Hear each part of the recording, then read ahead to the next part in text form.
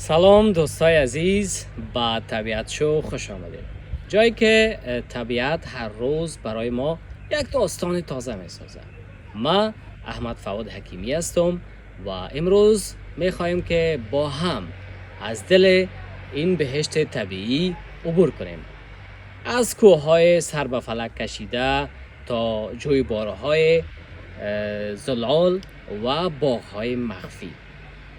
آیا آماده هستین؟ با هم بریم به این سفر پر از آرامش و شگفتی؟ پس بیاین از هر لحظه این زیبایی لذت ببریم.